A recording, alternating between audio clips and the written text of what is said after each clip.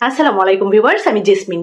এই মুহূর্তে আপনারা সবাই কানেক্টেড আছেন জেসমিনস বেবি কেয়ার টক ইউটিউব চ্যানেলটির সাথে। বাচ্চা কান্নাকাটি করলে আপনি কি তাকে ধমক দেন, নাকি চশমা খেলনা দিয়ে শান্ত করার চেষ্টা করেন? যদি করেন তবে আপনি মারাত্মক একটা ভুল করছেন। জাপানি মায়েরা কখনো বাচ্চাদের গায়ে হাত তুলেন না, চিৎকার করেন না, অথচ তাদের বাচ্চারা বিশ্বের সবচেয়ে বেশি ডিসিপ্লিনড এবং আত্মবিশ্বাসী হয়।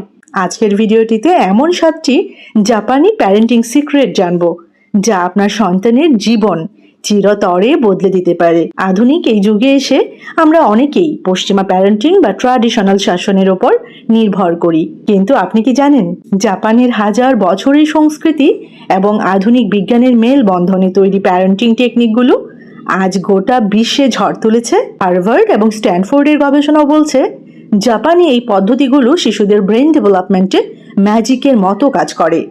ভিডিওটি শেষ পর্যন্ত দেখুন, কারণ শেষ পয়েন্টটি শুনলে আপনি নিজেই নিজের প্যারেন্টিং স্টাইল বদলাতে বাধ্য হবেন। প্রথমে যে মেথডটির কথা বলবো, ইকোজি, অতিরিক্ত শাসন নয়, আবেগের সাথে আত্মিক সংযোগ। জাপানি ভাষায় ইকোজি বা ইকু মানে হলো ভালোবাসার সাথে লালন পালন করা। এখানে শিশুকে কোনো কিছু জোর করে শেখানো হয় না, বরং তার দৃষ্টিভঙ্গি থেকে পরিস্থিতি অনুধাবন করা হয়। চাইল্ড সাইকোলজি জার্নালের গবেষণা অনুযায়ী যে শিশুরা শৈশবে ইমোশনাল ভ্যালিডেশন বা আবেগীয় স্বীকৃতি পায় তাদের cortisol level, stress hormone level অনেক কম থাকে এবং বুদ্ধিমত্তা দ্রুত বিকশিত হয়। 2 নম্বর মেথডটি হচ্ছে আমায়ে, নির্ভরতার স্বাধীনতা এবং মানসিক নিরাপত্তা। আমায়ে শব্দটির অর্থ হলো ভালোবাসার মানুষের ওপর নির্ভর করার সুপ্ত ইচ্ছা। জাপানি মায়েরা তাদের শিশুকে প্রথম থেকেই বোঝান যে তারা সব সময় তাদের পাশে আছেন। এতে শিশুর মধ্যে ভীতি দূর হয়। স্ট্যানফোর্ড ইউনিভার্সিটির একটি স্টাডিতে দেখা গেছে যে শিশুরা ছোটবেলায় বাবা মার কাছ থেকে নিরাপদ আশ্রয় বা সিকিউর অ্যাটাচমেন্ট পায় তারা বড় হয়ে বেশি রিস্ক নিতে পারে এবং উদ্যোক্তা হওয়ার মানসিকতা রাখে। 3 নম্বর মেথড কোডোমোনো তাবে মনে, স্বাবলম্বন এবং ছোট থেকেই স্বাধীনতা। জাপানে 2-3 বছরের বাচ্চারাও নিজেদের প্লেট পরিষ্কার করা, ব্যাগ গোছানো এবং ছোটখাটো কাজ নিজেরা করার চেষ্টা করে। মায়েরা তাদের কাজগুলো করে না দিয়ে বরং শিখিয়ে দেন। মনস্তাত্ত্বিক গবেষণায় প্রমাণিত যে প্রারম্ভিক বয়সে দায়িত্ববোধ শেখানো হলে শিশুদের প্রিফ্রন্টাল কর্টেক্স, মস্তিষ্কের যে অংশ পরিকল্পনা এবং সিদ্ধান্ত নেয়, তা দ্রুত পরিপক্ক হয়। 4 নম্বর মেথড গামান, ধৈর্যের অনন্য পাঠ এবং সহনশীলতা।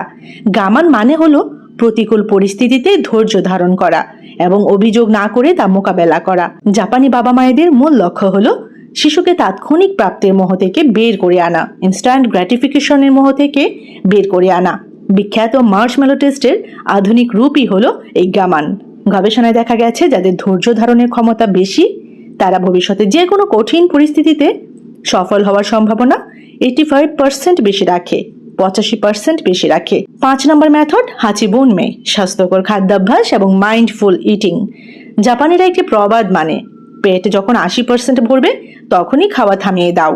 শিশুদেরও ছোট থেকেই এই অভ্যাস করানো হয় যাতে তাদের অতিরিক্ত খাওয়ার প্রবণতা বা ওবেসিটি, স্থূলতা তৈরি না হয়। পেডিয়াট্রিক নিউট্রিশন রিসার্চ বলছে মাইন্ডফুল ইটিং পদ্ধতি শিশুদের পরিপাকতন্ত্রকে সুস্থ রাখে এবং মেটাবলিক সিনড্রোম থেকে দূরে রাখে। 6 নম্বর মেথড ফুসাতোসু, আত্মনিয়ন্ত্রণ এবং শারীরিক ভাষা বা চোখের ইশারায় শিক্ষা।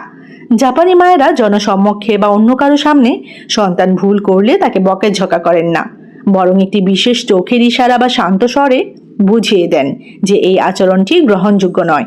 এতে শিশুর আত্মসম্মানবোধ, সেলফ এস্টিম অক্ষুণ্ণ থাকে। চাইল্ড ডেভেলপমেন্ট স্টাডিজ বলে যে জনসম্মুখে অপমানিত শিশুরা পরবর্তীতে জেদি এবং বিদ্রোহী হয়ে ওঠে। অন্যদিকে ব্যক্তিগত স্তরে শান্ত বোঝাপড়া তাদের অনুতপ্ত হতে শেখায়। 7 নম্বর মেথড শিতসোকো, সামাজিক শিষ্টাচার এবং সামষ্টিক জীবনবোধ। ব্যক্তিগত স্বাধীনতার পাশাপাশি সমাজ এবং পারিপার্শ্বিকতার প্রতি শ্রদ্ধা রাখা হলো শিতসোকো। নিজের খেলনা নিজে গুছিয়ে রাখা এবং অন্যের বস্তুর প্রতি সম্মান দেখানো এর মধ্যে অন্তর্ভুক্ত। সোশিও ইমোশনাল লার্নিং এর ডেটা অনুযায়ী যে শিশুরা ছোট থেকেই সামাজিক শিষ্টাচার শেখে তাদের ইমোশনাল ইন্টেলিজেন্স বা ইকিউ সাধারণ শিশুদের তুলনায় অনেক বেশি হয়। তাহলে আজ থেকেই কোন জাপানি পদ্ধতিটি আপনার সন্তানের উপর ট্রাই করতে যাচ্ছেন কমেন্ট বক্সে আমাকে লিখে জানাবেন। ভিডিওর এই সেগমেন্টে আরও বেশ কিছু ইন্টারেস্টিং ইনফরমেশন আপনাদের সাথে শেয়ার করব। আপনার কি মনে হয় আপনি আপনার সন্তানকে খুব ভালো মানুষ হিসেবে গড়ে তুলছেন? সাবধান, আপনি অজান্তেই এমন 5টি মারাত্মক ভুল করছেন যা আপনার সন্তানকে অলস, জেদি এবং মানসিকভাবে দুর্বল করে দিচ্ছে। এখন আমরা তুলনামূলক আলোচনা করব, যেখানে আপনি জানতে পারবেন কেন পশ্চিমা এবং আমাদের ট্র্যাডিশনাল প্যারেন্টিং ফেল করছে আর জাপানিরা কেন সব সময় এক ধাপ এগিয়ে। এতক্ষণ আমরা জেনেছি 7টি দারুণ জাপানি প্যারেন্টিং টেকনিক, কিন্তু এখনকার সেগমেন্ট তার চেয়েও অনেক বেশি গেম চেঞ্জিং। কারণ এখন আমরা তুলনামূলকভাবে জানবো কোন কোন কমন ভুলগুলো আমরা প্রতিদিন করছি এবং জাপানি মায়েরা ঠিক তার উল্টোটা করে কিভাবে সুপার কিডস তৈরি করছেন। ভিডিওর 3 নম্বর পয়েন্টটি দেখলে আপনার চোখ কপালে উঠবে। তো চলুন শুরু করা যাক এখনকার সেগমেন্টটি।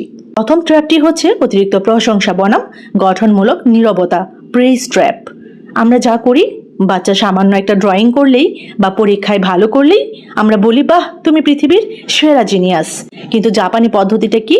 জাপানি মায়েরা অতিরিক্ত বা ভুয়া প্রশংসা করেন না। তারা প্রচেষ্টার উপর জোর দেন এবং বলেন, তুমি অনেক কষ্ট করেছ, তোমার পরিশ্রম দেখে আমার ভালো লেগেছে। গবেষণা ভিত্তিক কি ইনফরমেশন রয়েছে? চাইল্ড সাইকোলজি বলছে অতিরিক্ত ফেক প্রাইস পেলে বাচ্চাদের মধ্যে ফলস কনফিডেন্স তৈরি হয় এবং তারা সামান্য ব্যর্থতাতেই ভেঙে পড়ে, ফিক্সড মাইন্ডসেট যেটাকে বলে। অন্যদিকে জাপানি পদ্ধতি শিশুদের গ্রোথ মাইন্ডসেট তৈরি করে। ট্র্যাপ 2, খেলনা এবং গ্যাজেটের রাজত্ব বনাম সৃজনশীল একাকিত্ব, ম্যাটেরিয়ালিজম ট্র্যাপ। আমরা যা করি, বাচ্চার কান্নাকাটি থামানোর বা তাকে ব্যস্ত রাখার সবচেয়ে সহজ অস্ত্র হলো স্মার্টফোন, ট্যাব বা দামি সব খেলনা কিনে দেওয়া। কিন্তু জাপানি পদ্ধতিটা কি? জাপানে ছোট বাচ্চাদের খুব সীমিত এবং সহজলভ্য খেলনা দেওয়া হয়, যেমন কাঠ বা কাগজের তৈরি জিনিস। তারা তাদের নিজেদের কল্পনা শক্তি দিয়ে খেলতে শেখে। গবেষণা ভিত্তিক ইনফরমেশন রয়েছে। নিউরোসায়েন্টিফিক গবেষণায় প্রমাণিত যে স্ক্রিন টাইম বা অতিরিক্ত খেলনা শিশুদের ব্রেনের ডোপামিন রেসপন্স নষ্ট করে দেয় এবং মনোযোগের ক্ষমতা, অ্যাটেনশন স্প্যান কমিয়ে দেয়। 3 নম্বর ট্র্যাপটি হচ্ছে সব সমাধান করে দেওয়া বনাম স্ট্রাগল করতে দেওয়া, রেস্কিউ ট্র্যাপ এই ট্র্যাপটির নাম। আমরা যা করি, বাচ্চার হোমওয়ার্ক আটকে গেলে বা জোতার ফিতা বাঁধতে না পারলে আমরা মায়েরা বা বাবারা নিজেই সেটা করে দিই, যাতে বাচ্চার কষ্ট না হয়। জাপানি পদ্ধতিটা কি? জাপানের শিক্ষা ব্যবস্থা এবং পরিবার উভয়ই স্ট্রাগলকে শেখার অংশ হিসেবে দেখে। বাচ্চা নিজে যতক্ষণ না সমাধান খুঁজছে, বড়রা শুধু দূর থেকে গাইড করে, হাত লাগায় না। গবেষণা ভিত্তিক ইনফরমেশন এ বিষয়ে হার্ভার্ডে দীর্ঘমেয়াদী এক গবেষণায় দেখা গেছে যে শিশুরা ছোটবেলায় নিজেদের সমস্যার সমাধান নিজে করতে শেখে, বড় বয়সে তাদের রেজিলিয়েন্স বা ঘুরে দাঁড়ানোর ক্ষমতা দ্বিগুণ থাকে। 4 নম্বর ট্র্যাপ, অতিরিক্ত সুরক্ষা বনাম রিস্ক নেওয়ার স্বাধীনতা, ওভার প্রোটেকশন ট্র্যাপ। আমরা যা করি, ওরে পড়ে যাবি, ওটা ধরিস না, হাত কেটে যাবে, আরে আরে আরে সরো এখান থেকে, সারাক্ষণই এই পাহারা দেওয়ার মধ্যে রাখাকে আমরা ভালোবাসা মনে করি। জাপানি পদ্ধতিটা কি? জাপানে 5-6 বছরের বাচ্চারা একা একা স্কুলে যাতায়াত করে। তারা শিশুদের ছোটখাটো ঝুঁকি নিতে দেয় যাতে তারা বাস্তব জগৎকে ভয় না পেয়ে মোকাবেলা করতে শেখে। গবেষণা ভিত্তিক ইনফরমেশন রয়েছে এই বিষয়ে। পেডিয়াট্রিক জার্নালের তথ্য অনুযায়ী অতিরিক্ত প্রোটেক্টিভ এনভায়রনমেন্টে বড় হওয়া শিশুদের মধ্যে প্যানিক অ্যাটাক এবং সোশ্যাল অ্যাংজাইটি 3 গুণ বেশি দেখা যায়। 5 নম্বর ট্র্যাপ, গ্রেড বা নম্বরের প্রতিযোগিতা বনাম চরিত্রের মূল্যায়ন।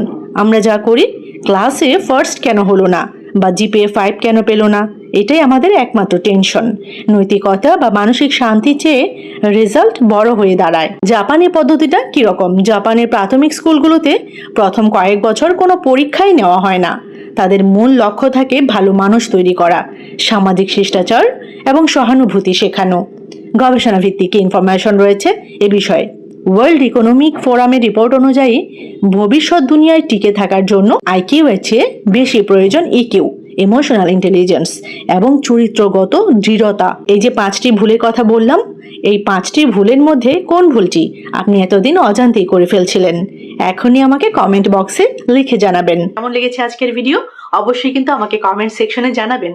আর এরকম ছোট বড় আরো অনেক ইনফরমেটিভ ভিডিওস পেতে এই চ্যানেলের সাথে কানেক্টেড থাকবেন, Jesmin's baby care talk YouTube channel. সবাইকে অসংখ্য ধন্যবাদ জানাচ্ছি যারা যারা শেষ পর্যন্ত ভিডিওটির সাথে কানেক্টেড ছিলেন। সবাই ভালো থাকবেন, বাচ্চাদেরকে ভালো রাখবেন। আল্লাহ হাফিজ।